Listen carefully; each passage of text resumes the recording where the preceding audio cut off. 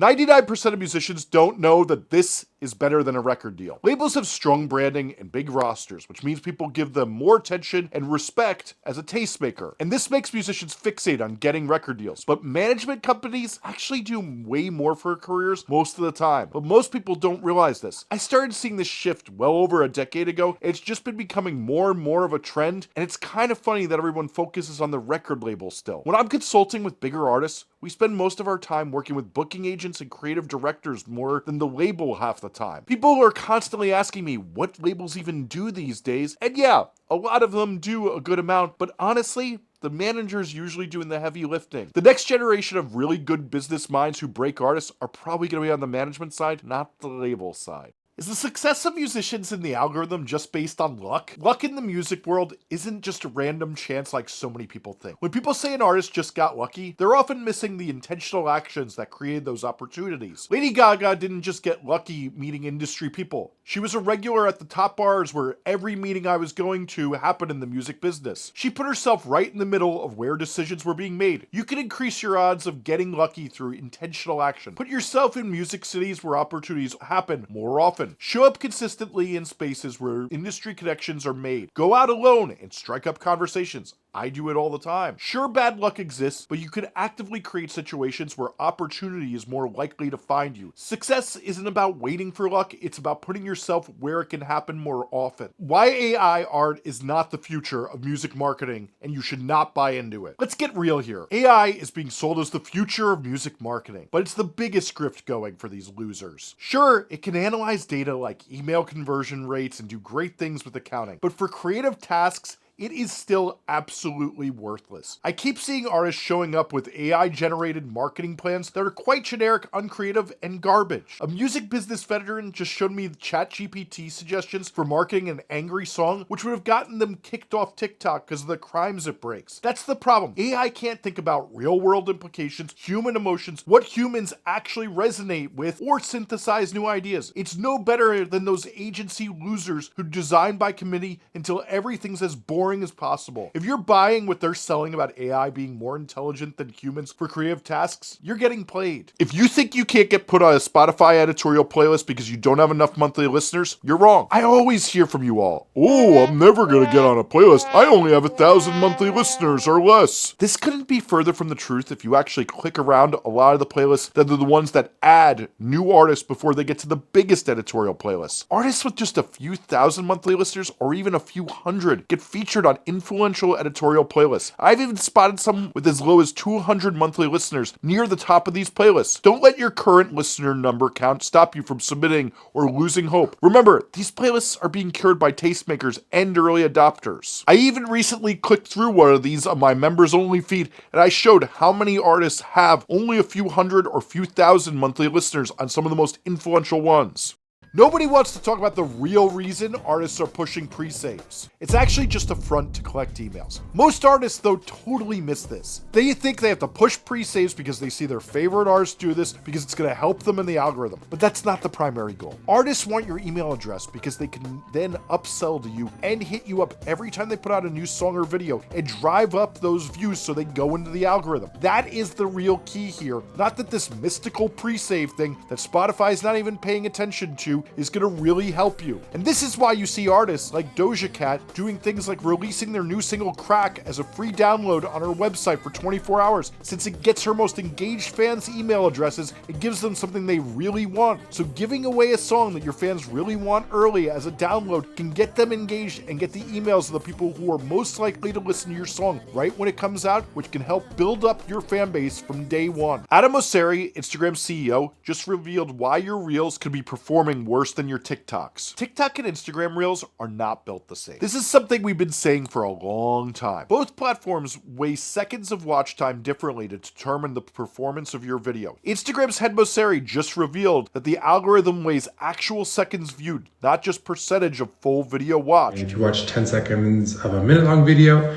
that is just as many seconds as if it was 10 seconds of a 10-second video. TikTok operates differently in how it calculates this engagement. This is important because it changes how you should approach content length on each platform. On Instagram, you shouldn't worry about making shorter videos just to increase completion rates. Instead, focus on creating compelling content of whatever length best tells your story.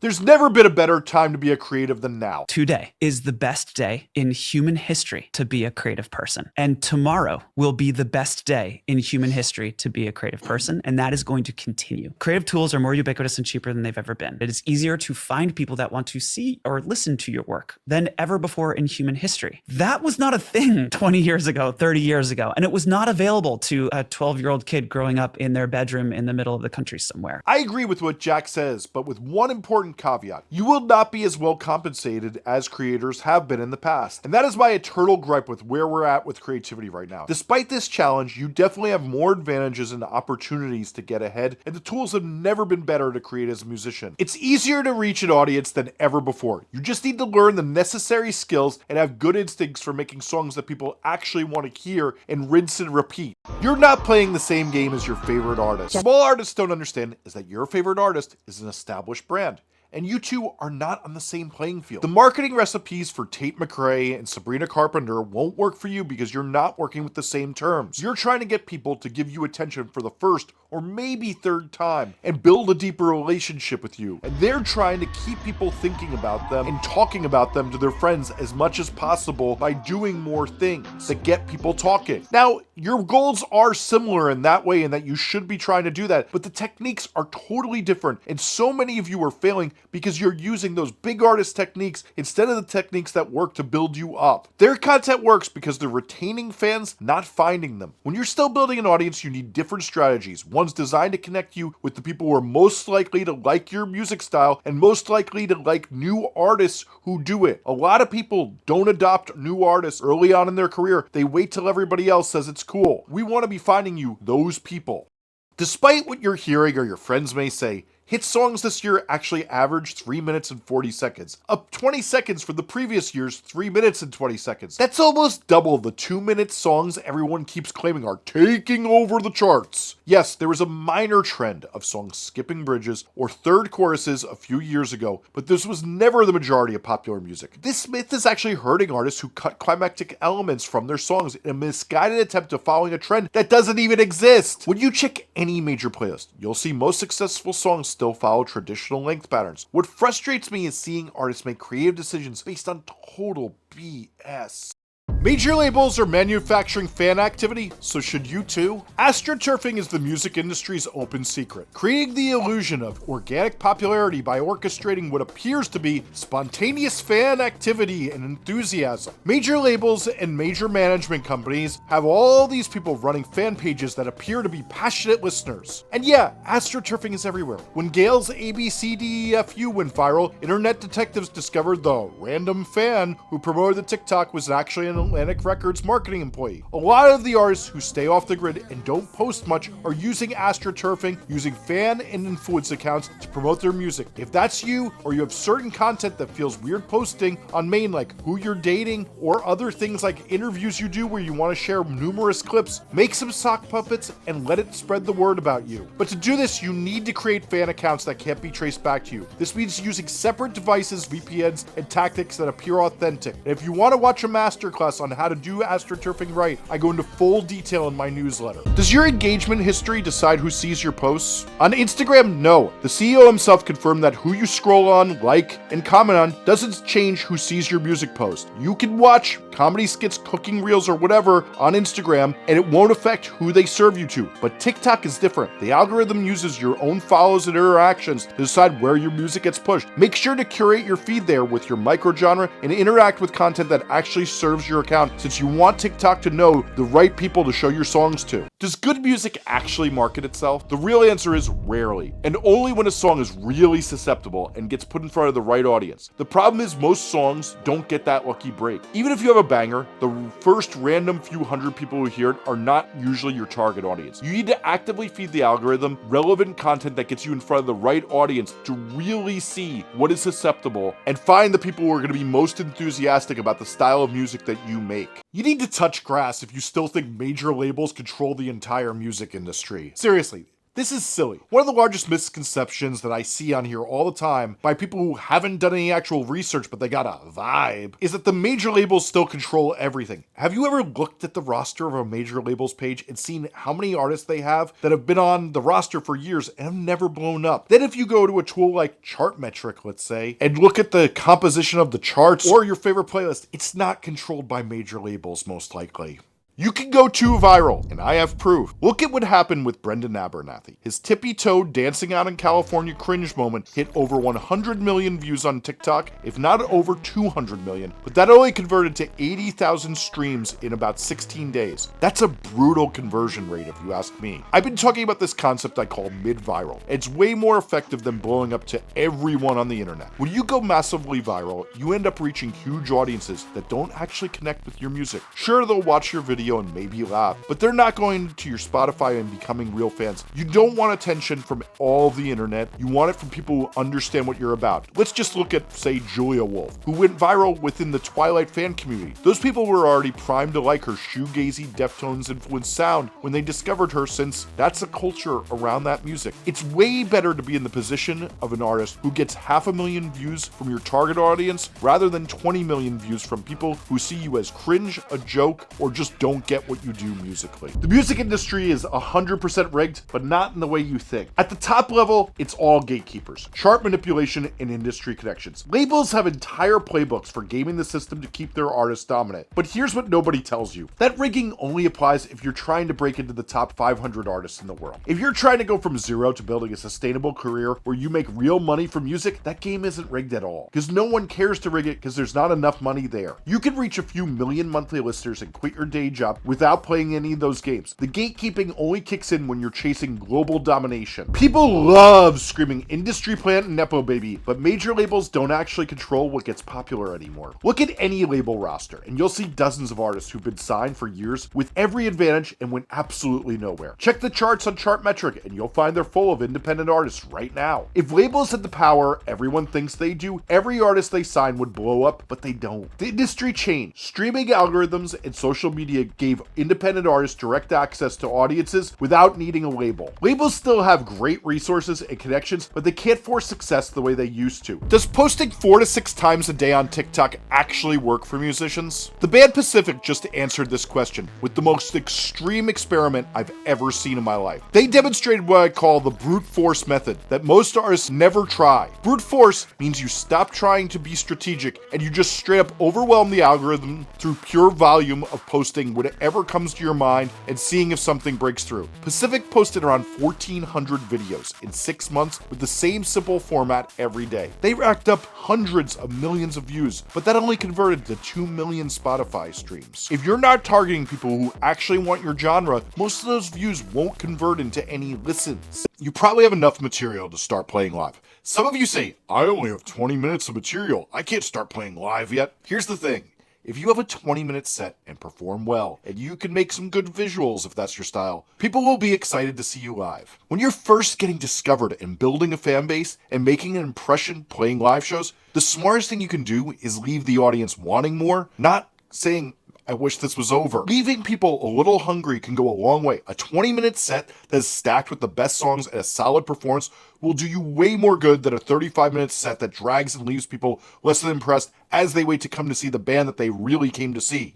People are often relieved when the opener is a 20-minute solid great performance. Just think about how much more exciting it is to have an artist wow you with just a bunch of their best material than, when's this gonna be over? Spotify editorial playlists are full of artists with a few hundred monthly listeners. You just don't notice because you're only looking at the massive playlists everyone knows about. The playlists that actually matter for discovery are the ones curated by people actively hunting for new music. They're not waiting for you to hit some magic number before they add you. I see artists with 200 monthly listeners sitting at the top of influential editorial playlists all the time. Your listener count isn't what's stopping you from getting playlisted. Stop using it as an excuse to not even try. If you've been stuck under 10,000 monthly listeners for years, changing your project name might help more than you think. I often have really toyed with this with some artists that I've consulted with. When people in the music business go to check out somebody who's doing something cool, if they see they've been stagnant for too long, well, sometimes just changing the name on the project is what will get you fresh listens, because the rebrand will get people excited. Now, you could counter this and say someone like the 1975 did the same thing for 10 years and got nowhere,